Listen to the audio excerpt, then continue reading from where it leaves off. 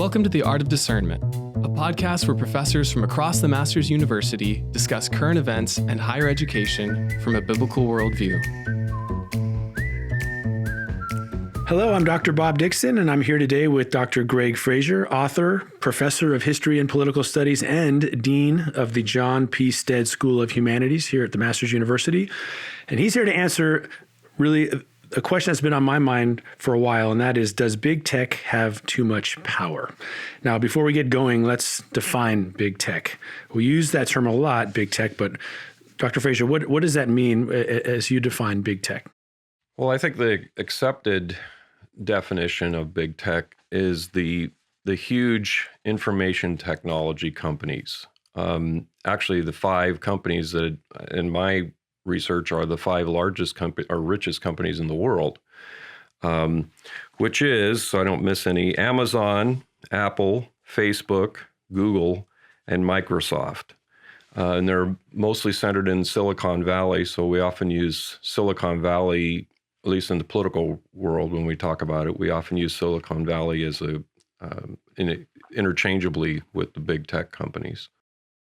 And in terms of them being powerful, what powers or mechanisms does big tech use to shape the cultural conversation? Well, the two big, most important powers is, one, they control the flow of information. They're not like a pipeline that just oil or natural gas or something flows through. They control the flow. They determine which direction the flow goes, or if the flow goes. And so that's one huge factor. Controlling the flow of information is actually an authoritarian's dream. Right. It's something that authoritarians have tried to do, throughout history. And then the other is that they're the gatekeepers. They get to determine what flows at all, if anything, right. And they can actually shut you down. And in today's world, the way that information is disseminated, you basically have to go through them. And if you can't go through them, you can't get your message out. Just as the news networks choose what to cover and what not to cover, so big tech also essentially chooses what is covered and what isn't, because so many people communicate through social media. In fact, Facebook is the number one news source for the majority of Americans. And so what they allow or don't allow on their platform is also control or cutting out stories that they don't like, or putting warning labels on the stories, or eventually just shutting down people who have information that they don't agree with, and removing their accounts or shutting down their accounts, either temporarily or permanently.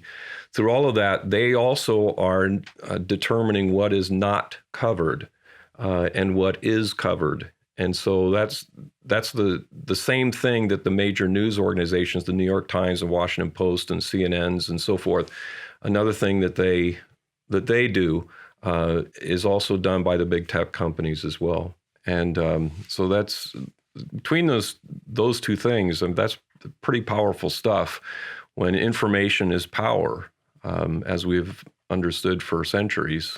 And which is why, as I said, authoritarians in the past always try to control information and the flow of information. Yeah, that's a great point. Whenever there's a coup or an authoritative power rises to the top of the food chain, that's usually the first thing that occurs, is the conscription of the information flow, whatever way, and so that you get basically a state message. You get what the state wants you to hear.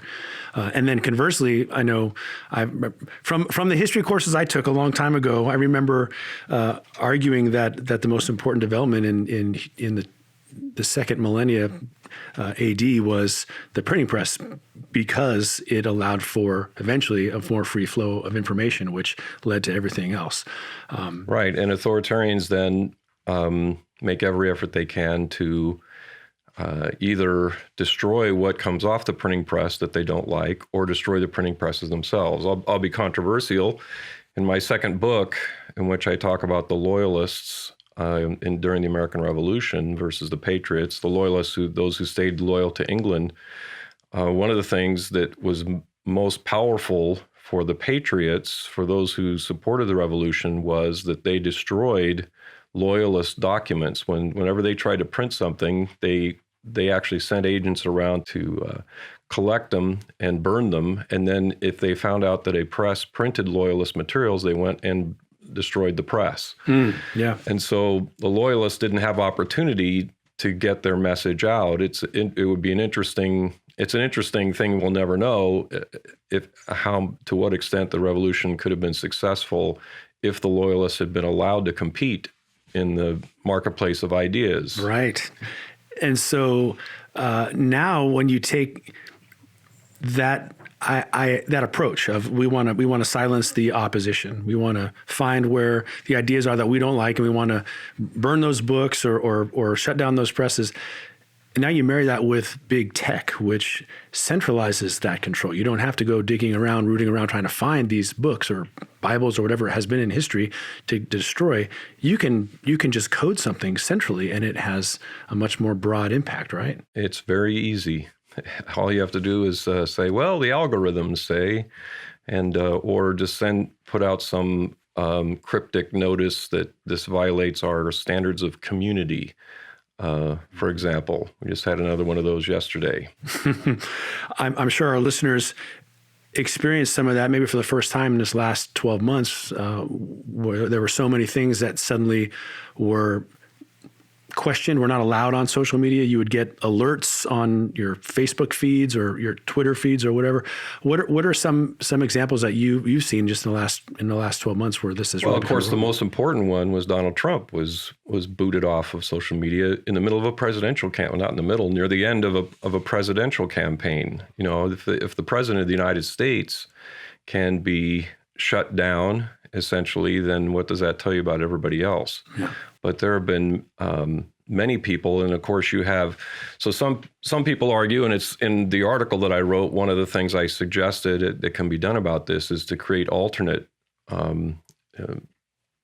information flow, but they're also good at shutting those down. So you had Parler, for example, that was set up as an alternative, and they cut off its internet access, and it's that simple. And so between that and the President of the United States being disconnected from his primary method of communicating to most of the American people, he was not a president who went on TV a lot and gave speeches. He tried to go directly to the people through social media, and he got booted off. So those are both pretty telling. And then you could go through a lot of other, smaller examples, but those are, I think, sort of highlight the issue. So when you say Donald Trump was deplatformed, are you talking about the post January 6th, where he just was scrubbed from everything, or were there other deplatforming moments leading up to that? Yeah. So deplatform was probably a wrong choice of words there. He was deplatformed, that is, permanently removed after the January 6th incident. But prior to that, during the election campaign, he was cut off on individual days and individual tweets and so forth. Those were scrubbed. So, yeah, during the campaign, he wasn't deplatformed. But his account was messed with. And you're absolutely right. This Twitter was his preferred. I mean, it wasn't Ronald Reagan who would have bring the cameras into the Oval Office and address the people. He did it, hour by hour through Twitter, and people his political opponents, I remember, were kind of rattling their sabers at Twitter, saying, "You're part of the problem. But Twitter should have been an equal opportunity platform. They're not the problem if they're abiding by what they say they are. They're just a platform. People can get on it and say what they want. Now, the question I have for you is that kind of censorship, if I can call it censorship, I think I can, is that, we know it's problematic. Is it only problematic or is it illegal? Normally, in political terms, we don't refer to censorship unless it's the government doing it. But I think in this instance, it's probably appropriate to do. Mm-hmm. Is it illegal? Well, that remains to be seen. It's not illegal on the face of it. It doesn't seem to be illegal. The First Amendment applies only to the government. And so aside from that, people can, if you don't like what your employee says or so forth, then you can fire them. So people can or you can boycott companies or whatever that you don't like what they say. So it's not illegal on the face of it. There are those who believe that a First Amendment argument can be made against these companies for violating freedom of speech because they are the means by which people can speak. And so there are those who think that a case can be made there. I'm kind of anxious to see a case like that go to the courts and see what they say. I don't have a whole lot of faith in that argument, but I think it's kind of a creative and possibly valid argument. But the short answer is at this point, it's not illegal. Now, the other question is, the other way it could be illegal is if it's an illegal monopoly. But again, that would have to go, either the government would have to declare them an illegal monopoly, which the current government was not going to do because they're benefiting from it, right? Or the courts, again, would have to do that. So in the short run, it's not illegal. It's certainly unethical, and I would argue immoral, but not illegal. Especially if you don't allow alternatives. If Twitter or Facebook wants to say, look, we're not going to let you put up anything about, I don't know, the border crisis or vaccines or coronavirus or whatever they decide, that is their prerogative. They are an independent corporation. But if at the same time these platforms say, well, we're going to shut down the competition, then it becomes a monopoly, right? Yeah. Oh, absolutely. Yeah, there's no question about it. I mean, and they have much more means at their disposal to shut down their opponents than, say, the robber barons or the railroad tycoons had back in the 1800s, because they could put a lot of economic pressure on them, but they couldn't stop you from actually building something. But these people can just stop your access to the people, which is what the industry is all about. And this is apolitical. I would be concerned if it was reversed too. It's not a matter of, well, this politician is not benefiting and I want this one too and that one isn't. I think all of us as Americans would like to see a free marketplace of ideas. And you mentioned that, you use that phrase. Talk about the importance of the marketplace of ideas. Well, if you want or say that you want a free society, then the key element in that, in any society, is ideas. Ideas have consequences, as is often said, and that's, by the way, what the American founders firmly believed. I think it's the first sentence in my first book. Ideas have the American founders believed that ideas have consequences, and so the ideas that you have produce political results, and so.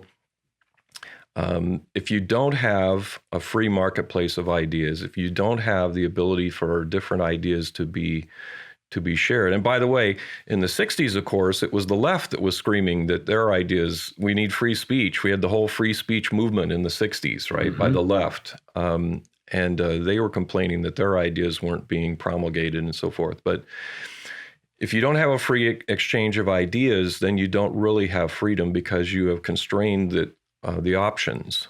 Right. So people don't really have freedom. You have limited the options necessarily, and in some cases significantly. What are some ways that on the government level, maybe this could be tackled?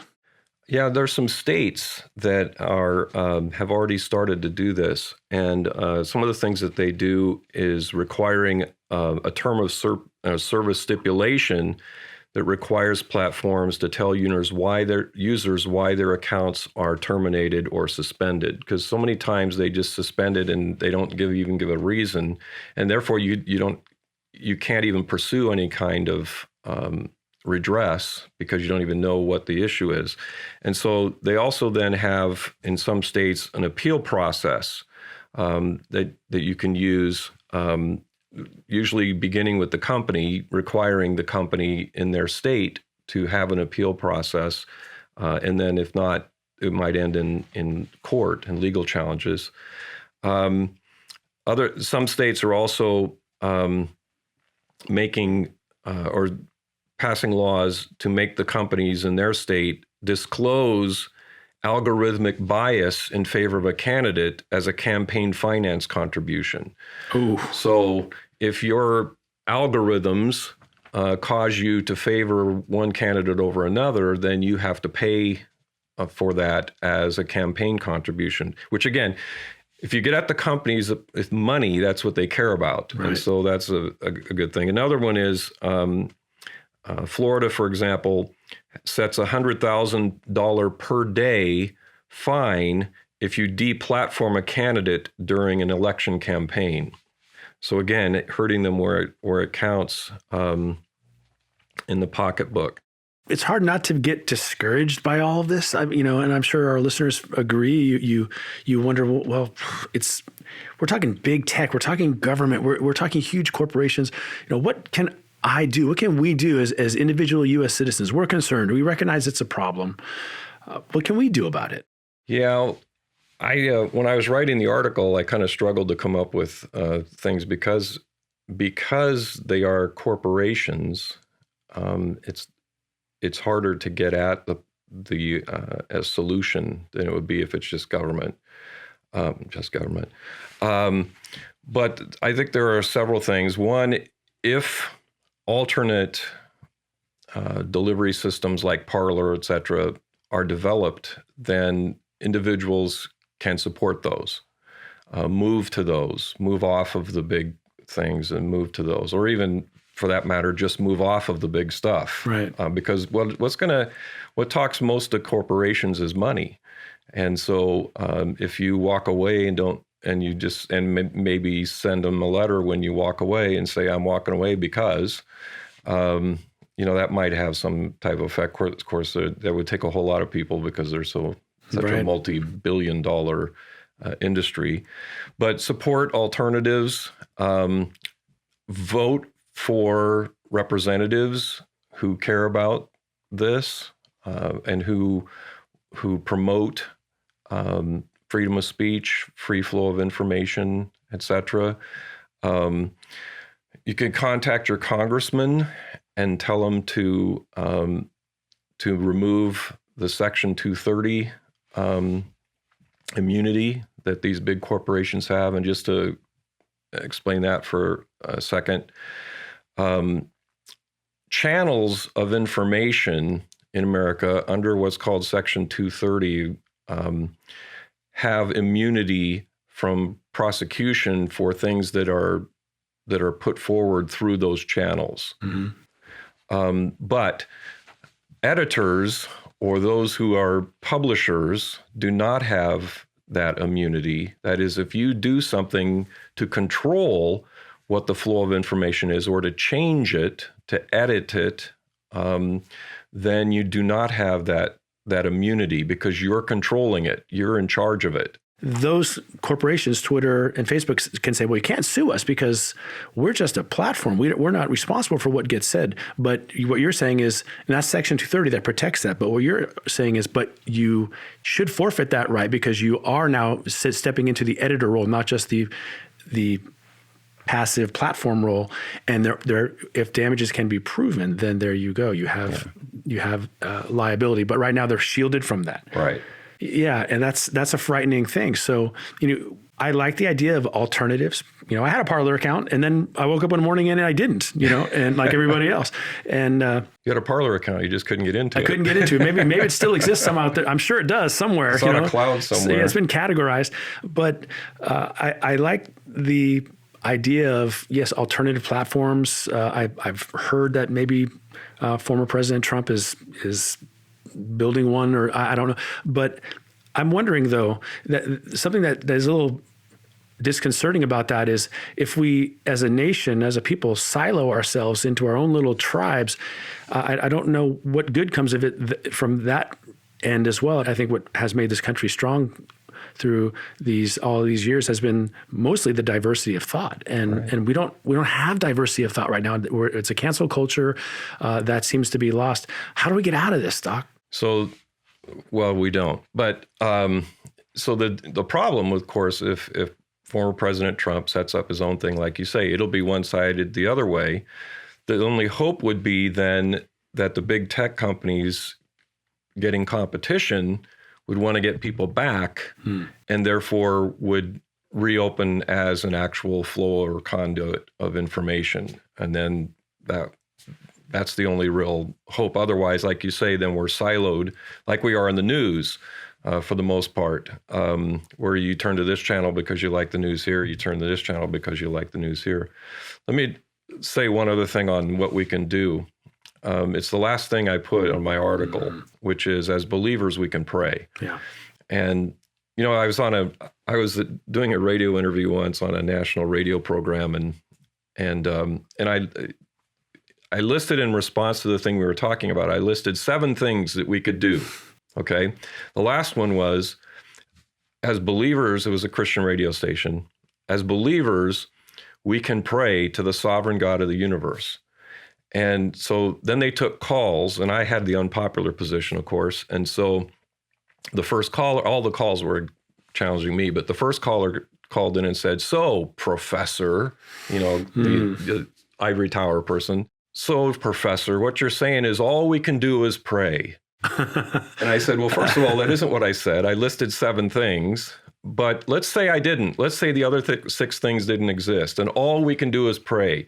All we can do is reach out to the sovereign God of the universe. You're right. Our hands are really tied. Exactly. So we have, you know, if we have an understanding of God's sovereignty, you know, that helps in dealing with these kinds of things. It doesn't make it all go away, but because we're human beings and we have passions and emotions and so forth. But we can pray, and nothing happens outside of God's plan. Well, I can't think of a better note to end on than that, because I think what our listeners, we all really need to hear is a message of hope in relation to what politically is happening in the world today, and a reminder that God is never not in control. In fact, all of this is by his design and for his purposes. He'll use it all. And so, Dr. Frazer, I want to thank you for all the information, and especially for that exhortation at the end. That means a lot to me personally, and I'm sure our listeners appreciate it as well. So thank you so much for joining us today. Okay, thank you. Thank you for listening to The Art of Discernment. For more information on the Masters University, visit masters.edu. You can also find us on Twitter, Facebook, Instagram, and YouTube. We'll see you next time.